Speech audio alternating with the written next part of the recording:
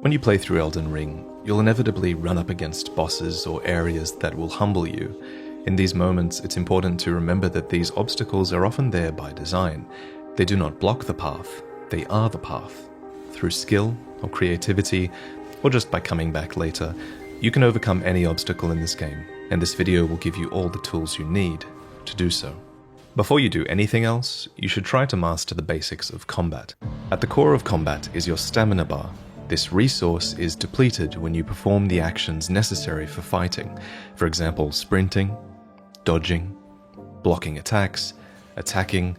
All of these things, and more, require stamina. Next, let's talk about the proper flow of combat. While locked on with R3, keep your shield raised with L1. This will prevent damage from any attacks that are too fast for you to react to. As you block them, your stamina bar will be depleted, so make sure to drop your shield in between attacks in order to regain that stamina faster. Now, blocking fast attacks often doesn't deplete too much of your stamina, but blocking slow attacks is often a different story, and a lot of them can easily break your guard, leaving you wide open. Thus, if you think you can anticipate a slow attack or a series of attacks, it's often better to roll through them instead. Rolls have invincibility frames that nullify all damage if you press the roll button around the instant where you would have been hit. And while this is more difficult to do than blocking, avoiding damage in this way is way more stamina efficient than just blocking. Oh, and make sure that you stay below 70% equipment load as well, so that your rolls stay fast and effective. As you fight an enemy, pay special attention to their animations and try to memorize their moveset.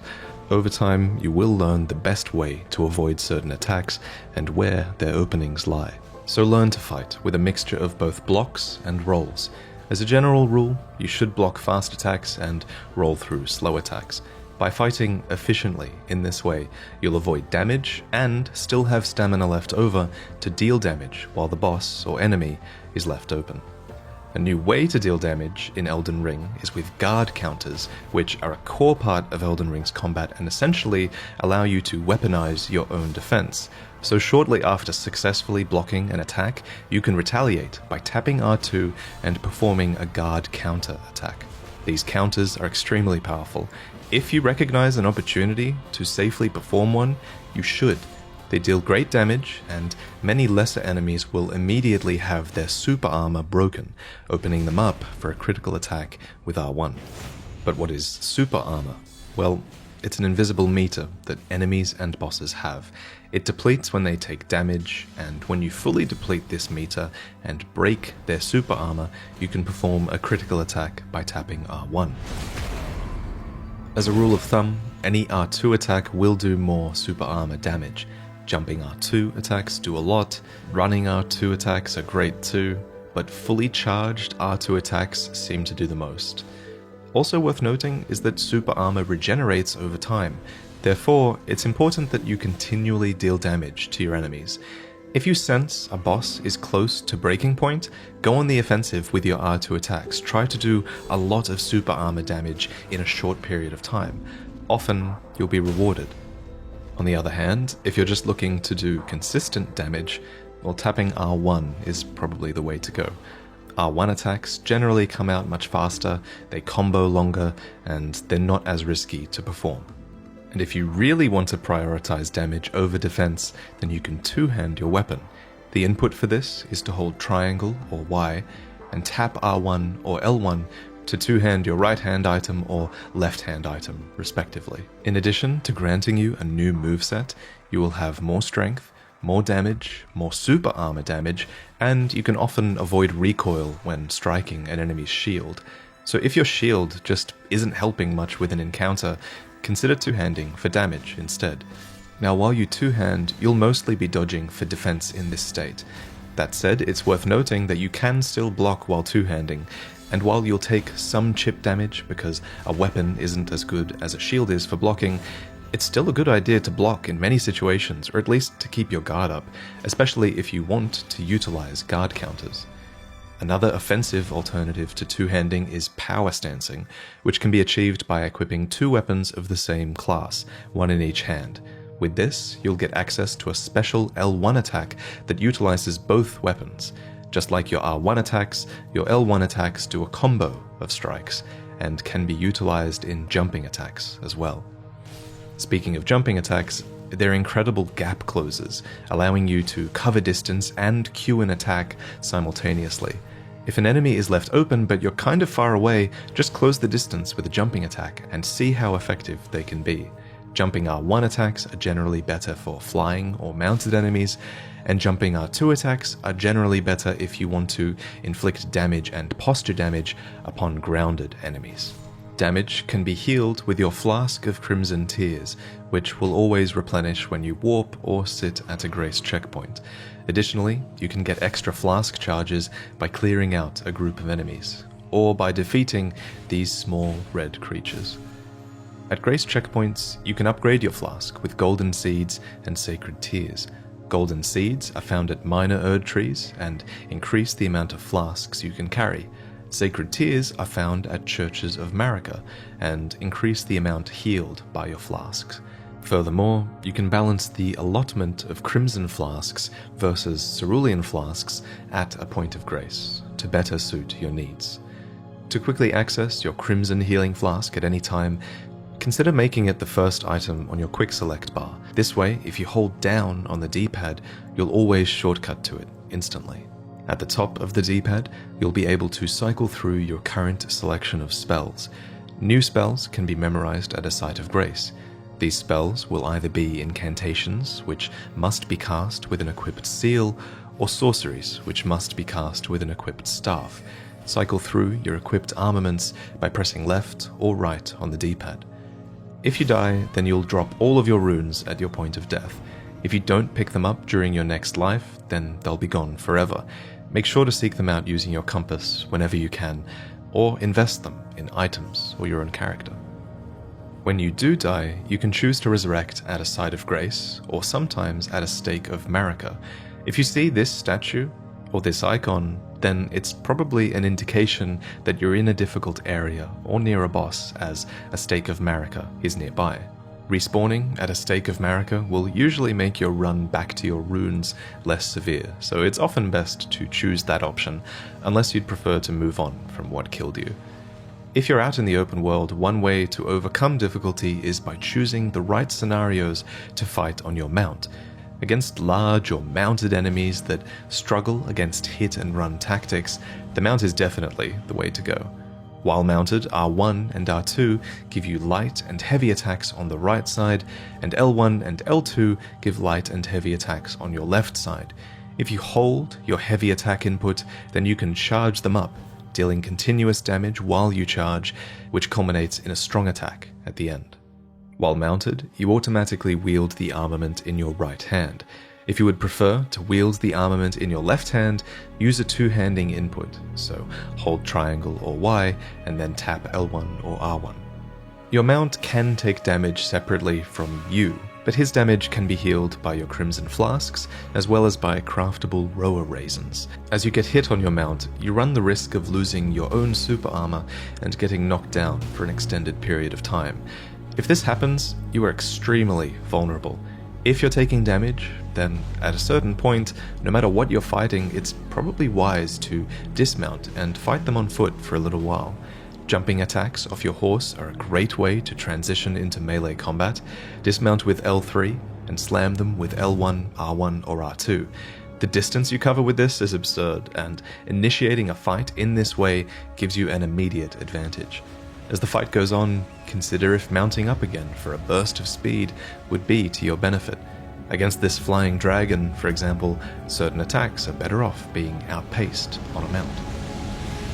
For a reliable way to mount up quickly, I would recommend binding your Spectral Steed Whistle to your pouch, a secondary D-pad menu that can be edited in the menu screen. You can quickly access all 4 of these bindings by holding down triangle or Y, then tapping the appropriate D-pad button. This way, you'll have a consistent input for mounting up instead of toggling rapidly through your items looking for your whistle.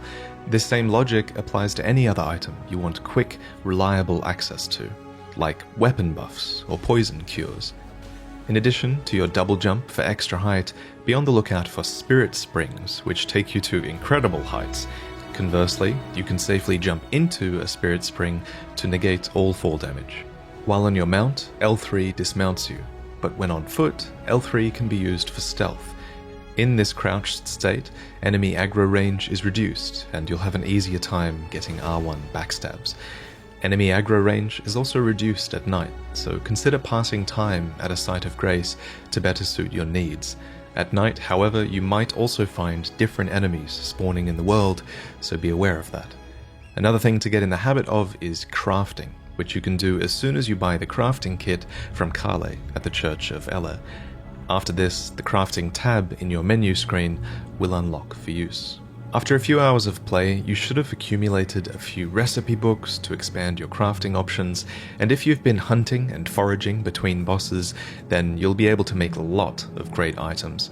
Pay attention to what material drops you're finding in the world. It'll make it that tiny bit easier to gather more of it when you realize you need it to craft something specific. The crafting page gives you hints at where to find specific materials, and most world materials respawn instantly upon resting at a grace, making them fairly easy to farm. Oh, and while you're at Kale, grab a torch to help you see in dark caves, and when you find one of Kale's fellow merchants on a beach southwest of the Church of Ella, grab a bow as well. Ranged weapons are excellent utility tools, allowing you to lure, poison, or sleep enemies from afar. There are two types of bow weapons, bows and crossbows, which use arrows or bolts, respectively. Enter precision aiming mode with L1 while two-handing the bow, and press R1 to fire the projectile in the first slot, and R2 to fire the projectile in the second slot. So thinking creatively with craftable items or using utility items like bows, that's a great way to overcome difficulty. But sometimes you might just feel like your damage is too low, and in that situation, you'll have to reinforce your weapon, which can be done at the Church of Ella at the smithing table. Here, you'll be able to get most armaments to +3 with smithing stone shards that are found throughout the world. That said, special armaments require other special shards, and to go beyond +3, you'll need to find an actual blacksmith. Alternatively, if you aren't happy with your shield, take a look at its stats. The most reliable shields are those that block 100% physical damage, but you can consider switching shields to suit specific encounters. The other stat you'll want to look at is guard boost. Higher guard boost means you'll take less of a stamina hit when you block. Upgrading an armament is a bit of a commitment. You can always find more smithing stone shards in caves and around the world, but these are fairly rare, so make sure you really enjoy swinging a weapon before you upgrade it. Of course, a weapon also has to suit your build. Your build is determined by what stats you decide to level at a grace checkpoint when you summon Melina and invest your runes with her. When you start the game, you'll have to choose a starting character. Some use magic, some have ranged weapons, and some excel in melee, but it's important to remember that your starting class does not dictate your build, you do. While each character's starting stats give them different strengths and weaknesses, you are free to build your character in any direction from this point. If you haven't settled on a build yet, then you can't go too wrong by just leveling Vigor for HP and resistance, Endurance for stamina and equipment load, or Mind to increase your focus points. But it's the other stats that make a real impact on your character archetype. Strength, for example, mostly affects your ability to wield heavy armaments, as well as your defense. Strength weapons are often slow, so being a lot more tanky will come in handy. Another stat to look out for is poise, which will raise as you put on heavier armor, and having high poise will often prevent you getting interrupted mid-attack, which is really good for slow weapons. Dexterity is the counterpart to strength, and it raises your ability to wield a lot of lighter armaments, boosting their attack power. It also softens fall damage, makes it harder for you to be knocked off your horse, and reduces the cast